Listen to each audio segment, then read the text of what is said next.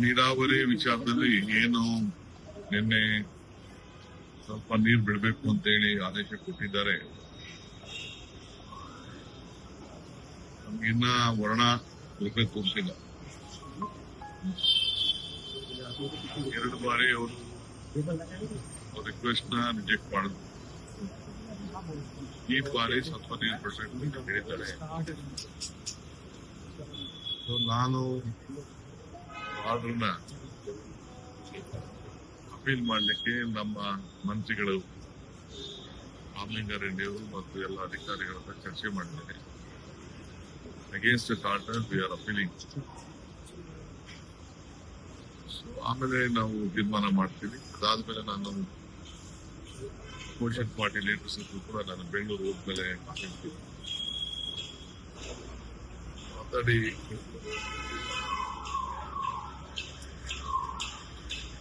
ಈ ಮಧ್ಯದಲ್ಲಿ ತಮಿಳುನಾಡು ಚೀಫ್ ಕೂಡ ನನ್ನ ಹತ್ರ ಬಂದು ಮಾತಾಡ್ಲಿಕ್ಕೆ, ಕೆಲವು ವಿಚಾರಗಳನ್ನ ಮಾತಾಡ್ಲಿಕ್ಕೆ ಇಂಗಿತವನ್ನ ವ್ಯಕ್ತಪಡಿಸಿದ್ದಾರೆ. ಚೀಫ್ ಸೆಕ್ರೆಟರಿಗೂ ಲೆಟರ್ ಬರೆದಿದ್ದಾರೆ. ನನ್ನ ಹತ್ರ ಫೋನಲ್ಲಿ ಮಾತಾಡಿದ್ದಾರೆ.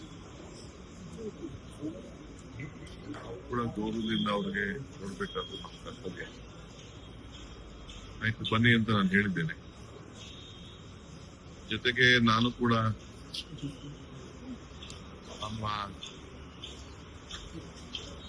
ರಾಜ್ಯದ ಕಾವೇರಿ ಜಲ ಪ್ರದೇಶ ಕೂಡ ನೀವು ನೋಡಿ ಅಂತ ಕೂಡ ಒಂದು ರಿಕ್ವೆಸ್ಟ್ ಮಾಡಿದ್ದೇನೆ. ಅದಕ್ಕೆಲ್ಲ ವೀಕ್ಷಣೆ ಮಾಡಲಿಕ್ಕೆ ಹೆಲಿಕಾಪ್ಟರ್ ವ್ಯವಸ್ಥೆ ಮಾಡಲಿಕ್ಕೆ ಕೂಡ ಹೇಳಿದ್ದೀನಿ. ನೋಡೋಣ ಯಾಕೆಂದ್ರೆ ಅವರು ಫ್ಯಾಕ್ಚುಯಲ್ ಅನುಭವವಾದಷ್ಟು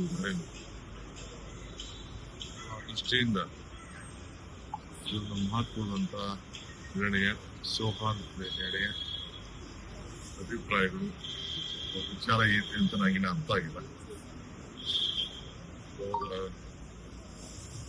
ಬರ್ತಿನಿಂದಾಗ ನಾವು ಒಬ್ಬ ಅತಿಥಿನ ಗೌರವದಿಂದ ಸ್ವೀಕಾರ ಮಾಡಬೇಕಾದ್ರೆ ನಮ್ಮ ಕರ್ತವ್ಯ.